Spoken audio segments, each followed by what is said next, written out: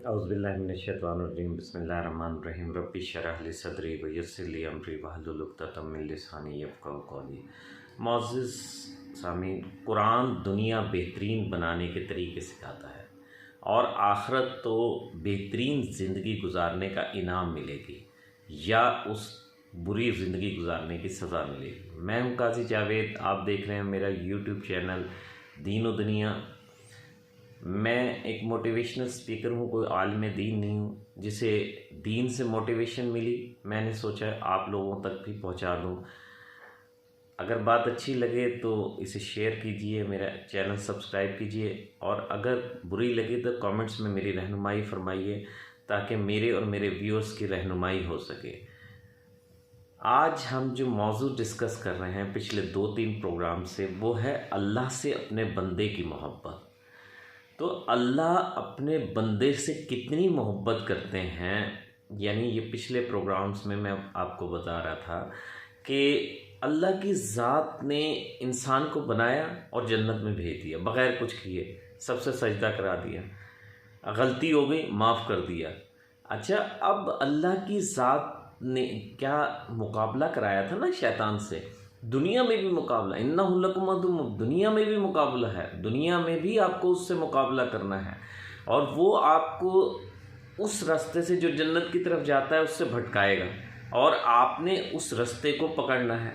और इस रास्ते में शैतान आपकी पूरी पूरी मुखालफत करेगा, पूरी पूरी कोशिश करेगा, लेकिन अल्लाह की ज़ात ने आपको एक टूल दे दिया, बड़ा ज़बरदस्त टूल दे दिया कि अगर जब और तुम उस रास्ते पे चलते रहो और जब शैतान वरगलाए तो आप क्या करो, उस टूल को इस्तेमाल कर लो। वो टूल क्या है कि कितनी भी बड़ी गलती कर दो, ज़मीन और आसमान को, दुनिया जहान को, ज़मीन से आसमान तक गुनाहों से भर दो और फिर मुझे एक दफ़ा आँखों में आंसू ला के कह दो या अल्लाह मुझे माफ़ कर दे, तो मैं गुनाहों को सिर्फ माफ़ नहीं करूँगा बल्कि गुनाहों को नेकी में तब्दील कर दूँगा। मौज़े सामीन, कैसा प्यारा अल्लाह है, कितना हमसे प्यार करता है। और हम जिसको हमारी खातिर मज़मूम कर दिया, मलाउन कर दिया, दरगाह से निकाल दिया, अपने दरबार से निकाल दिया, हम उसी की साथ देते हैं।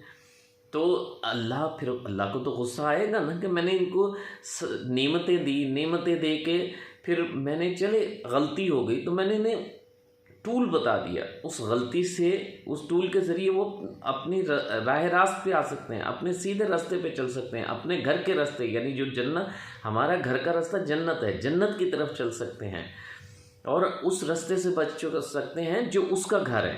हम शैतान के घर जाने की कोशिश कर रहे हैं, उसके घर। अच्छा, आज मैं एक बहुत बड़ी बात आपसे डिस्कस करना चाहता हूँ, अल्लाह की मोहब्बत की। अल्लाह हमें अहमियत क्यों दी थी अपनी, अल्लाह ने कुछ चीज़ें इंसर्ट एक्स्ट्रा की थी हमसे जो हमें राह रास्त से भटकाती हैं, यानी वो है नफ्स अम्मारा। अब अल्लाह नफ्स अम्मारा से बचने के लिए क्यों कहता है, उसको क्या ज़रूरत है कि वो क्या है कि नफ्स अम्मारा से बचो। नफ्स अम्मारा से हर वो चीज़ जो आपके जिस्म, आपकी माशरत के लिए नुकसानदेह है, वो आपको उस तरफ माइल करता है। अब आप ये देखें, मैं एक बहुत छोटी सी मिसाल दूंगा आपको। मैं असल में, हम इस प्रोग्राम में, इस चैनल पे वो चीज़ें डिस्कस करते हैं मौज़ूद सामीन जो हम सबको पता है, लेकिन सिर्फ शैतान हम पे गौर नहीं करने देता। अब नफ्स किस किस चीज़ को, नफ्स हमारा किस किस चीज़ को आपको दिल करेगा। एक मिसाल की मैं वो मिसालें बताता हूँ जो आम फहम है, जो हर बंदा समझ सके। एक मिसाल की बात है, नफ्स हमारा से बचने को क्यों कहा, क्योंकि वो हमें रास्ते से भटकाता है। और कैसे भटकाता है, एक मिसाल की बात है, आप छोटी सी मिसाल ले लें। हमेशा आपको नफ्स हमारा कोशिश करेगा, आप खाने पीने की मिसाल पे आ जाते हैं। आप 1400 साल बाद पता चला है कि नफ्स हमारा से बचना ही आपकी ज़िंदगी की कामयाबी है, ज़िंदगी में कामयाबी है। अब आपको ना हमेशा दिल करेगा कि मीठी चीज़ खाओ। अच्छा, मीठी चीज़ 1400 साल बाद आके तहकीक हुई है कि मीठी चीज़ शुगर कर देती है, इसलिए मना की गई है। डाली है अल्लाह ने, यही तो कहा था शैतान से कि जो मैं जानता हूँ वो तुम नहीं जानते, तुम में वो क्वालिटीज़ नहीं मैंने डाली जो इसमें डाली हैं। और वो सब कुछ डालने के बावजूद जब ये मुझसे मोहब्बत करेगा तो इसीलिए तो मैं इससे प्यार करता हूँ। मेरी रज़ा के खातिर जब ये सब चीज़ें छोड़ेगा जो मैंने इसके अंदर इंसर्ट कर रखी हैं, दौलत की ख्वाहिश, नफसानी ख्वाहिशात, जिस्मानी ख्वाहिशात, अच्छा वो सब वो चीज़ें जो अल्लाह ने इंसर्ट की हैं, फिर अल्लाह के लिए छोड़ना है। फिर ही तो अल्लाह की हमें उसे, वो तो हमसे इतना प्यार करता है कि पैदा होते ही जन्नत दे दी, सजदा करा दिया। हमारा भी तो पता चले ना। वो कल को अगर शैतान ने कहा कि या अल्लाह इसे क्यों, अल्लाह कहेगा देख मैंने इसके अंदर ये चीज़ें डालनी थी और ये चीज़ें डालने के बाद इसने ये चीज़ें होने के बावजूद तुझे एक आग से बनाया, तूने इनकार कर दिया सजदा करने से। इसके अंदर मैंने तकब्बुर डाला, इसने तकब्बुर नहीं किया। इसके अंदर मैंने खाने पीने की ख्वाहिश डाली, मेरे कहने। अच्छा, इस्लाम अल्लाह किसी चीज़ की रिस्ट्रिक्शन नहीं लगाता। दीन अल्लाह के ने अल्लाह ने बनाई सब चीज़ें हमारे लिए हैं, बल लिमिट कायम कर दी। यानी अगर आपको नफसानी ख्वाहिश है, आप एक बीवी से शादी करें, 2 करें, 3 करें, 4 करें, अगर आपके हालात अफोर्ड करते हैं, जिना के करीब ना जाएं। अगर आप रिस्क कमाना चाहते हैं, इंसान की दौलत कमाना, पैसा कमाना ख्वाहिश होती है, आप कमाएं, जितना मर्जी कमाएं, कोई रिस्ट्रिक्शन नहीं लगाता अल्लाह के साथ। क्या कहते हैं लेकिन हलालन तय्यबा। अच्छा, हलालन तय्यबा क्यों कहते हैं? वो भी हमारी मोहब्बत में। जब आप हराम रिस्क कमाएंगे तो आपके जहन में टेंशन होगी। एक मिसाल की बात है, मैं चूँकि बेसिकली रियल स्टेट से वाबस्ता हूँ, तो मैं अपनी मिसाल देता हूँ। जब हम किसी चीज़ में एक टर्म इस्तेमाल होती है कि टॉप लगाते हैं, जब टॉप लगाते हैं तो जब तक वो टॉप ये होता है कि यानी बीच में से अपना मार्जिन रख लेना। टॉप लगाते हैं तो आखिरी वक्त तक जहन टेंशन का शिकार रहता है कि ये ख़रीदने वाले को या बेचने वाले को ना पता चल जाए, वरना हमारी डील कैंसिल। अगर आप लगाएं ना, साफ साफ उसे कह के दें कि यार ये इतना पैसे, इतने मैंने लेने, लेगा, जो किस्मत में तुम्हारी रिस्क लिखा है वो मिलेगा, नहीं लेगा नहीं लेगा। वो टेंशन ख़त्म हो जाएगी। और टेंशन से क्या चीज़ें होंगी? टेंशन से होगा आपका दिमाग पे असर होगा, आपके दिल पे असर होगा, आपके ब्लड प्रेशर पे असर होगा, आपके लब पूरे जिस्म के ऑर्गन्स डिस्टर्ब हो जाएंगे उस ड्यूरेशन तक, जब तक आप वो बुराई कर रहे हैं। झूठ बोले, माशरे में एक्सपोज हो जाएंगे आप, कुछ अरसा बोलते रहेंगे, लेकिन जहन आपको पंच करेगा। अल्लाह इसलिए झूठ से मना करता है, आपकी माशरत बर्बाद हो जाएगी। आप रिश्वत लेंगे, आप ज़िंदगी बरकत ख़त्म हो जाएगी। हम बरकत के ऊपर भी एक रिस्क में बरकत क्या होती है? रिस्क तो जो किस्मत में लिखा हुआ वो मिलना है, जो अल्लाह ने पैदा होने से पहले लिख दिया। तो फिर हम जो कोशिश करते हैं, काविश करते हैं, बरकत के लिए करते हैं। अगर हम रिज़्क़ हलाल कमाएंगे उसमें बरकत होगी, और अगर रिज़्क़ हलाल नहीं कमाएंगे उसमें बेबरकती होगी। इसलिए अल्लाह ताला रिज़्क़ हलाल कमाने को कहता है। वो मोहब्बत करता है हर वो चीज़।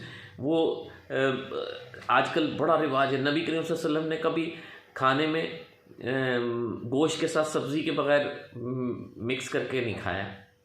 आज यहाँ कढ़ाई गोश्त का रिवाज और ये चीज़ों का रिवाज आ गया। ये इससे क्या ममानियत है? इससे क्या नुकसान होता है? आपका ब्लड प्रेशर बढ़ जाता है। आप नबी करीम सल्लल्लाहु अलैहि वसल्लम की ज़िंदगी का मुशाहिदा करें।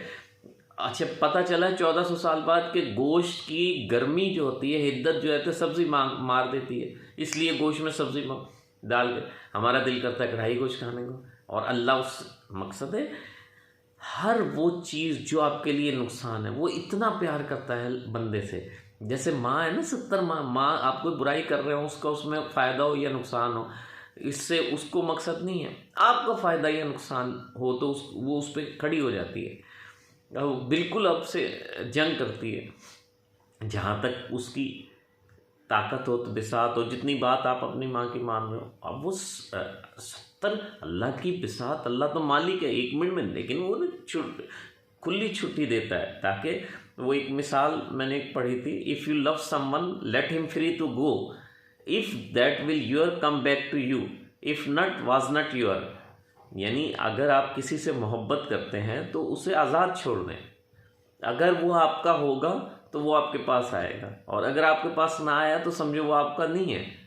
तो सोचने की बात यह है कि अल्लाह की ज़ात आपको सारी ताकतें, सारी मिल्कियत, मलूकियत रखने के बावजूद आपको उसने खुला छोड़ दिया, आज़ादी दे दी।